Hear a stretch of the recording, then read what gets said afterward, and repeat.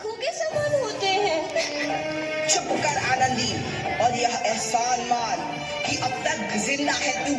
कहीं बचपन में गला दबाकर मार दिया होता तो यह तेरी बकबक नहीं सुननी पड़ती आज। पर बापू, मुझे चूल्हा जलाना अच्छा ना लगे है। देख छोरी, जितना जल्दी हो तू चूल्हा जलाना सीख ले, उतना ही अच्छा है तेरे लिए। और हाँ, तेरा ब्याह तो होगा, वो भी कल के कल। अबला जीवन है तुम्हारी यह कहानी, आंचल में है दूध और आंखों में है पानी। मुझे माफ कर दे बेटी, तेरे बापू के आगे मेरी एक न चलेगी। माफ कर दे बेटी, मुझे माफ कर दे। प्रकार मात्र 9 वर्ष की छोटी उम्र में आनंदी का विवाह गोपाल राव जोशी से हो गया। बाल विवाह एक सामाजिक कुरीति है और इस कुप्रथा का शिकार होना पड़ा आनंदी को। 5 वर्ष बाद आनंदी 14 साल की हो गई है। उसके घर एक शिशु ने जन्म लिया है। देखते हैं आगे क्या हुआ। देखिए ना, इसे क्या हो गया है। इसका माथा तो अंगार की तरह तप रहा है। इसे तो बहुत तेज बुखार है। आप बिना कुछ भी बोलते हैं, दीजिए मुझे। माधव, माधव, जल्दी से वैद्य जी को बुला के लाओ। जी, अभी बुला के लाता हूँ। ये तुम क्या कर रही हो आनंदी? भगवान की विभूति लगा रही हूँ। बस करो आनंदी, ये सब अंधविश्वास है। अरे आप यकीन तो कीजिए, भगवान की कृपा से इसका माथा ठंडा हो रहा है और बुखार भी उतर गया है ना बाबू? देखिए, दीजिए मुझे।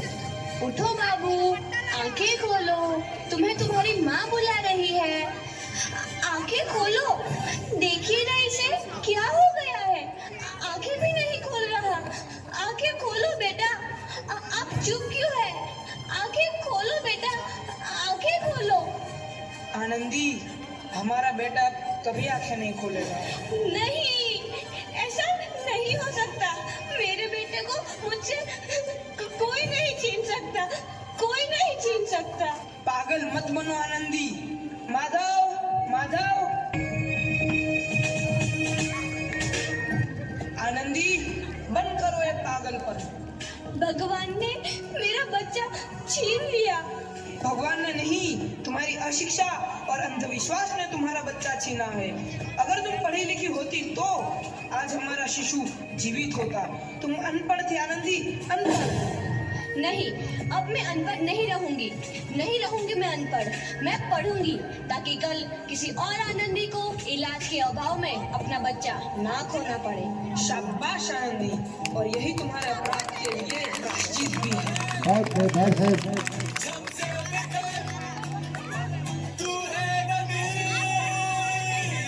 आनंदी, तुम्हारी 12वीं का परिणाम आ गया है। तुमने पूरे कॉलेज में प्रथम स्थान अर्जित किया है। आनंदी, तुम्हारी मेहनत रंग लाई है। तुम्हें शिक्षा वृत्ति मिली है। ये लो तुम्हारे अमेरिका जाने की टिकट। मुझे शिक्षा वृत्ति मिल गई, मैं अमेरिका जा रही हूँ। पर ये सब मैं अकेले कैसे कर पाऊंगी? आनंदी, अपना आप को इतना कमजोर क्यों समझ रही हो? फिर इतना पढ़ने लिखने का क्या फायदा? तुम अभी गवार की। गवार नहीं हूँ मैं अब गवार।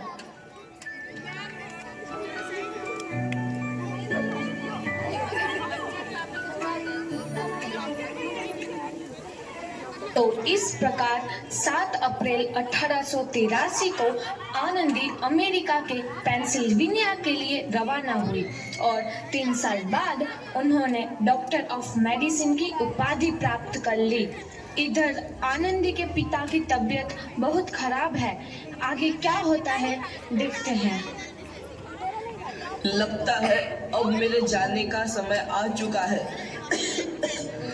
अब मैं नहीं बचूंगा। ऐसा मत बोलो। शहर के सिटी हॉस्पिटल में अमेरिका से डिग्री लेकर कोई बड़ा डॉक्टर आया है। एक बार वहाँ चलकर दिखा लेते हैं। हाँ, सही बोला भैया। कम से कम दिल को तसल्ली तो मिल जाएगी। हाँ हाँ, चलो चलो जल्दी हॉस्पिटल चलते हैं।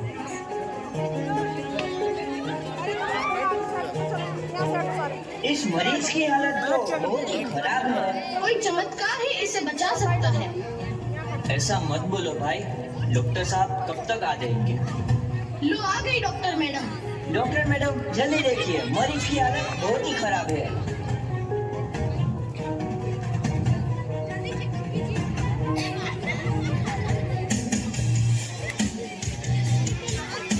अब आप बिल्कुल ठीक है। मौत के मुंह से आपको बचाया है डॉक्टर मैडम ने। डॉक्टर साहब ने मुझे बचा लिया। मुझे मिलना है डॉक्टर साहब से। डॉक्टर साहब नहीं, डॉक्टर मैडम बोलो। डॉक्टर मैडम, उन्होंने ही तुम्हें जीवन दान दिया है। लो आ गई डॉक्टर मैडम, मिल लो उनसे।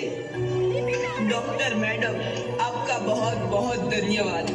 आपने मेरी जान बचाई। इसके बदले में मैं गरीब भला आपको क्या दे सकता हूँ? वचन चाहिए मुझे कि कभी ये नहीं कहोगे कि लड़कियां कुछ नहीं कर सकती। वचन?